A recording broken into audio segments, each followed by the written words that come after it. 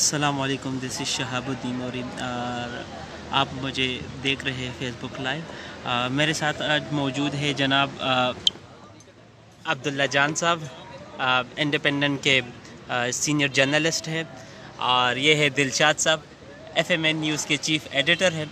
آج ان سے ہم جاننے کی یہ ابھی حالیہ کچھ دنوں پہلے یہ امریکہ کا دورہ کر کے آئے، تمام پولیٹیکل سچویشن انہوں نے دیکھی ہے، تو آج ان سے جاننے کی کوشش کریں گے کہ کیا ہو رہا ہے یہ جو سب کچھ، اور ساتھ ہی ساتھ آج ہم عبداللہ جان صاحب سے بھی سٹارٹ لیتے ہیں۔ سر، یہ جو مولانا صاحب کا جو پلان ہے، یہ جو مارچ ہے 27 اکتوبر کو جو سٹارٹ ہو رہا ہے، 31 کو اسلام آباد میں انٹر ہوگا، آپ کیا سمجھتے ہیں کہ یہ کامیاب ہو جائے گا؟ اس کا کچھ رزلٹ نکل آئیں گے؟ ابھی خیر کوئی حتمی طور پہ تو نہیں کہا جا سکتا کہ کامیاب ہوگا یا نہیں ہوگا، لیکن بہرحال مولانا صاحب نے کال دی ہوئی ہے، اور وہ جو ہے کہتے ہیں کہ اس حکومت کے خلاف ہے، وہ اس حکومت کو گرانا چاہتے ہیں، اس حکومت کو ختم کرنے کے لیے مارچ کر رہے ہیں، اور ان کا موقف یہ ہے کہ چونکہ 2018 کے انتخابات میں ان کا ووٹ چوری ہوا ہے، اور یہ حکومت جو ہے ملک کو صحیح طریقے سے چلا نہیں پا رہی، تو اس لیے اب لوگوں کو اس حکومت سے چھٹکارا دلوانا چاہیے، اور اسی لیے انہوں نے اپنی مارچ کا نام بھی آزادی مارچ رکھا ہے، یعنی وہ پاکستان کے لوگوں کو آزادی دلوانا چاہتے ہیں تحریک انصاف کی اس حکومت سے۔ اور اگر آپ کو یاد ہو تو جب حکومت نے ان کو بات چیت کی آفر کی، تو مولانا صاحب کی پہلی شرط یہ تھی کہ بات چیت کے لیے جو بھی آئے تو وہ وزیر اعظم جناب عمران خان صاحب کا استعفیٰ ساتھ لے کے آئے، تو تب ہم بات چیت کریں گے۔ تو یہ کہنا تو قبل از وقت ہوگا کہ کامیاب ہوں گے یا نہیں ہوں گے، کیونکہ حکومت بہرحال حکومت بھی اپنی تیاری کر رہی ہے اس کو کاؤنٹر کرنے کے لیے۔ اور یہ بھی بتا دوں آپ کو کہ آج حکومت اور اپوزیشن کے درمیان، حزب اختلاف کے درمیان بات چیت کا پہلا دور بھی ایک ہو چکا ہے، تقریباً 8 بجے رات کو ہوا ہے، اور جس میں پرویز خٹک صاحب کی قیادت میں، جو کہ ڈیفنس منسٹر ہیں پاکستان کے، ان کی قیادت میں حکومتی حکومت کی طرف سے ایک گروپ گیا، اور اکرم درانی صاحب کی طرف سے حزب اختلاف کی جو 9 جماعتیں ہیں جو اس احتجاج میں حصہ لے رہی ہیں، ان کی طرف سے ایک اس میں گفتگو میں شامل ہوئے لوگ۔ ایک دور ہوا مختصر سا، جس کے متعلق بعد میں انہوں نے میڈیا کو بتایا کہ بڑے اچھے ماحول میں، جس طرح روایتی طور پہ کہا جاتا ہے کہ بڑے کارڈیل ایٹماسفیئر میں بات چیت ہوئی اور بڑی اچھی باتیں ہوئی، لیکن اس سے زیادہ انہوں نے کچھ نہیں بتایا۔ تاہم انہوں نے یہ کہا کہ فوراً ہی دوسرا دور آج ہی 10:30 بجے رات کو ہوگا۔ تو اب سے آدھے گھنٹے کے بعد، تو اب دیکھنا ہوگا کہ اس بات چیت سے، اس گفتگو سے، جو دونوں فریقین کے درمیان پہلا کانٹیکٹ ہے فارمل، تو اس کے بعد کیا نتیجہ نکلتا ہے۔ تو میرے خیال میں بڑی حد تک یہ بات چیت شاید آنے والے دنوں میں جو آزادی مارچ ہے، یا اس کا ہونا یا نہ ہونا، یا کتنا کامیاب ہونا اور کتنا ناکام ہونا، شاید یہ آج کی اس ملاقات کے بعد کچھ بات جو ہے واضح ہو سکے۔ اچھا سر، اب ہم دلشاد صاحب کی طرف جاتے ہیں۔ سر، آپ ہمیں ذرا صرف اتنا بتا دیں کہ کل جو پرسوں عمران خان کی صحافیوں کے ساتھ ایک ملاقات ہوئی، جس میں سارے صحافیوں نے شرکت کی، اور ان سے مختلف کرنٹ سچویشن کے حوالے سے، اور انہوں نے جو وعدے کیا، جو کام چل رہے ہیں، جو جتنے بھی سچویشن ان کے حوالے سے انہوں نے کویشچنز کیے۔ اور دھرنے کے حوالے سے ایک صحافی نے جب سوال کیا تو انہوں نے کہا کہ دھرنے میں جو ہے مولانا صاحب جو پاکستان کی طرف سے بھی ہاتھ ہے اور باہر سے بھی ہاتھ۔ آپ کیا سمجھتے ہیں کہ کن کا ہاتھ ہے اس دھرنے میں، جو دو پارٹیز کا انہوں نے جو ذکر کیا؟ میرا خیال ہے کہ اس وقت موسم بہت اچھا ہے، آپ اسلام آباد کے موسم کو انجوائے کریں اور قہوہ پئیں۔ اچھا، نہیں آپ اس کے بارے میں بتانا نہیں پسند کریں گے؟ کفر ٹوٹا ہے خدا کر کے، اور عمران خان صاحب نے بڑا اچھا اقدام اٹھایا ہے کہ آخر وہ صحافیوں سے انہوں نے ملاقات کی ہے، اور اپنے دکھ اور اپنے خیالات کا اظہار کیا ہے کہ اس وقت کیا ہونے جا رہا ہے۔ تو یہ ایک اچھی پیش رفت ہے۔ اچھا، مطلب میں صاف الفاظ میں یہ سمجھوں کہ آپ بتانا نہیں پسند کرتے؟ میں ابھی انٹرنیشنل پالیٹکس سے ہو کے آیا ہوں. آپ انٹرنیشنل پالیٹکس کو لوکل پالیٹکس کے ساتھ نہ ملائیں کیونکہ یہ بڑی ڈفرینٹ دو چیزیں ہیں.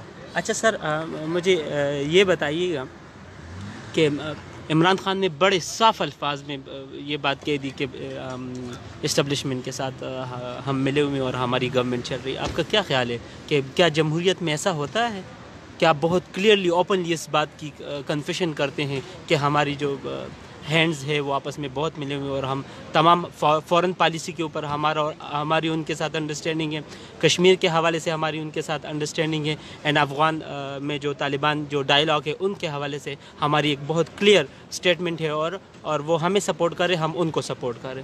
تو کیا آپ سمجھتے ہیں کہ ڈیموکریسی میں ان چیزوں کی جگہ ہوتی ہے یا آپ اس کو اوپنلی کنفیس کر سکتے ہیں؟ یعنی ڈیموکریسی تو کہتی ہے اس کو ہیں، جو الیکٹڈ لیڈرشپ ہوتی ہے اس کے ماتحت ہوتی ہے، جس کو ہم اسٹیبلشمنٹ کہتے ہیں. اسٹیبلشمنٹ مختلف نہیں، آپ ڈیموکریسی کے ساتھ تھوڑی سی زیادتی نہیں کر رہے؟ نہیں کوئی زیادہ. ڈیموکریسی تو کہتی ہے اس کو government of the people, for the people, by the people. By the people. جمہور، ٹھیک ہے نا.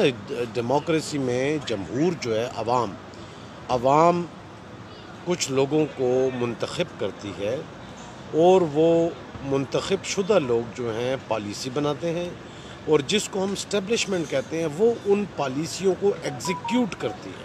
ٹھیک ہے. اس اسٹیبلشمنٹ میں تمام ملک کے ادارے آ جاتے ہیں. ٹھیک ہے.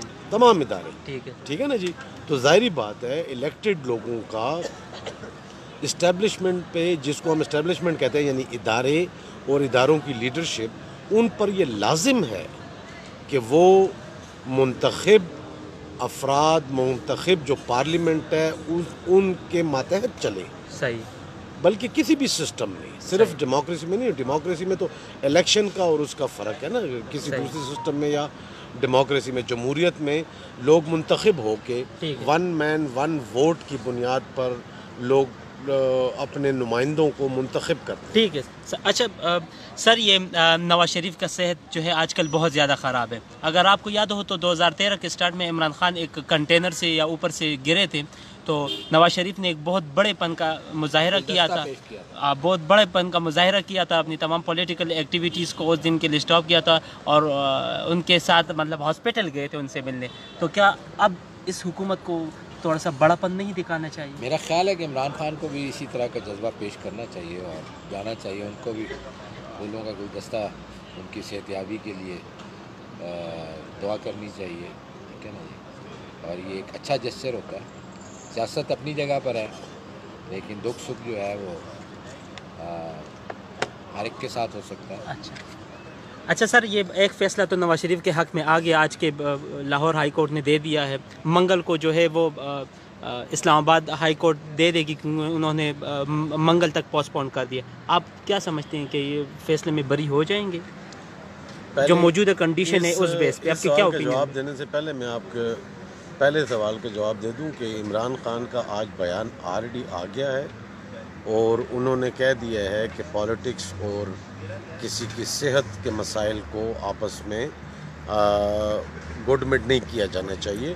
اور پنجاب کی جو وزیر صحت ہیں یاسمین راشد، آج انہوں نے جب میڈیا سے لاہور میں گفتگو کی تو انہوں نے کہا کہ اگر نواز شریف صاحب کو ضمانت مل جاتی ہے تو حکومت کو اس پہ کوئی اعتراض نہیں ہوگا، کیونکہ عمران خان صاحب کا یہ موقف ہے کہ کسی کی بیماری، کسی کے صحت کے مسائل اور پالیٹکس کو آپس میں گڈ مڈ نہیں کیا جانا چاہیے. بہرحال اچھا سر، یہاں ایک کویشچن میں ایڈ کرنا چاہتا ہوں. ایک ویور ہے، انہوں نے کویشچن کیا کہ زہر دینے کے بعد ان کے پاس اب کوئی جواز نہیں بنتا اور مطلب زہر کی بات انہوں نے کی. تو آپ کیا سمجھتے ہیں کہ گورنمنٹ نے یہ ایک موقف کچھ لوگوں کا ہے، الزام ہی کہیں گے، لیکن بہرحال یہ بھی کنفرم نہیں ہے. ظاہری بات ہے اس کے لیے کوئی تحقیقات کرنی پڑے گی، کوئی دیکھنا پڑے گا کہ واقعی ایسا ہوا ہے کہ نہیں. صرف ہیئر سے کی بنیاد پہ یا کسی کے کہنے کی بنیاد پہ ہم یہ نتیجہ نہیں اخذ کر سکتے کہ جی واقعتاً ان کو زہر دی گئی ہے. ٹھیک ہے. کچھ لوگوں نے کہا ہے، بہرحال مسلم لیگ نواز کے کچھ لیڈرز نے بھی یہ الزام لگایا ہے، لیکن الزام سے تو کچھ ثابت نہیں ہوتا نا. اس کو ظاہری بات ہے آپ کو सबूत को, टेंजिबल सबूत आपको पेश करना पड़ेगा। मतलब इनटेंजिबल चीज़ों से कुछ नहीं फर्क पड़ता। ज़ाहिर बात है, कैसे मुमकिन? अच्छा, let's come to the another question जो हम डिस्कस कर रहे थे कि मंगल को जो फैसला इस्लामाबाद हाई कोर्ट ने पोस्टपोन किया, तो आप क्या समझते हैं? वो Expectation इस्लामाबाद क्या हाई है? कोर्ट में शहबाज शरीफ साहब ने एक दरख्वास्त दी थी, और आपको याद होगा कि एहतसाब अदालत के जज अरशद मलिक साहब जो थे, उन्होंने नवाज शरीफ साहब को अल अजीज़िया रेफरेंस में 7 साल कैद और 5 लाख रुपए जुर्माने की सज़ा दी हुई है, और इस वक्त नवाज शरीफ साहब वही कैद काट रहे हैं, इसीलिए वो गिरफ़्तार है, यानी जेल में हैं, वो कैद काट रहे हैं, सज़ा भुगत रहे हैं। तो वो शहबाज शरीफ साहब की दरख्वास्त ये थी कि सेहत की बुनियाद पर, चूँकि उनको सेहत के मसाइल हैं और उनको इलाज चाहिए है, तो उनको उस बुनियाद पर उनकी ये सज़ा सस्पेंड करके उन्हें ज़मानत दी जाए ताकि वो अपना इलाज करवा सकें। तो ये उस दरख्वास्त की आज हेयरिंग हुई है इस्लामाबाद हाई कोर्ट में, और इस अदालत में आज जो है सर्विसेज अस्पताल लाहौर, जहाँ पर नवाज शरीफ साहब इस वक्त ज़ेर इलाज हैं, वहाँ से डॉक्टरों की 5 डॉक्टरों की एक टीम आई थी, जिन्होंने रिपोर्ट पेश की अदालत के सामने नवाज शरीफ साहब की सेहत से मुतालिक, और अदालत को बताया, दो जज साहब आए हैं इस बेंच में, उन्हें बताया नवाज शरीफ साहब की सेहत से मुतालिक, और उन्होंने कहा कि डॉक्टर साहिबान ने कहा कि पीर के दिन तक मुकम्मल जो है वो रिपोर्ट सामने आ जाएगी और सूरत हाल वाज़े हो जाएगी। तो जज साहबों ने कहा कि आप पीर तक हम ये मुलतवी करते हैं समात, और आप मुकम्मल हतमी जो मेडिकल रिपोर्ट है वो लेके आइएगा। बहरहाल डॉक्टर्स के रिक्वेस्ट पर कि ये हेयरिंग जो है मंगल को रखी जाए, तो अदालत ने इस दरख्वास्त की नेक्स्ट हेयरिंग जो है अगली समात जो है वो मंगल को बुलाई है। तो अब उसमें देखेंगे जब डॉक्टर साहिबान जो रिपोर्ट, हतमी रिपोर्ट आती है नवाज शरीफ साहब की सेहत से मुतालिक, वो जब पेश करेंगे तो उसकी बुनियाद पर फिर अदालत ने फ़ैसला करना है कि आया उनकी सज़ा मुअत्तल करके मुकम्मल तौर पर कुछ अरसे के लिए, ये अब अदालत का सवाबदीद है कि वो क्या करते हैं, और उसकी बुनियाद पे उन्हें ज़मानत पे रिहा कर दिया जाएगा।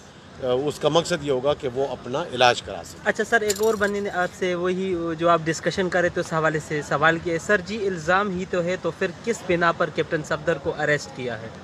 वो आपसे सर जवाब जानना चाहते हैं। कैप्टन सफदर साहब को वो भी उन्होंने एक जलसे में जस्ट एक बयान उन्होंने उन लोगों में शामिल थे जिन्होंने ये इल्ज़ाम लगाया है, और उन पर जो पर्चा काटा गया है, जिस इल्ज़ाम में उन्हें गिरफ़्तार किया गया है, उसको कहते हैं नुक्से अमन, ऐसी तकरीर जिससे अमन को ख़तरा पैदा हो जाए, तो उस बुनियाद पे, नुक्से अमन की बुनियाद पे के इल्ज़ाम के तहत उन्हें गिरफ़्तार किया गया है। जी हाँ, ये वो ठीक कह रहे हैं। अच्छा, वो ठीक है। अच्छा सर, आज आपने वो कावा कैसा था?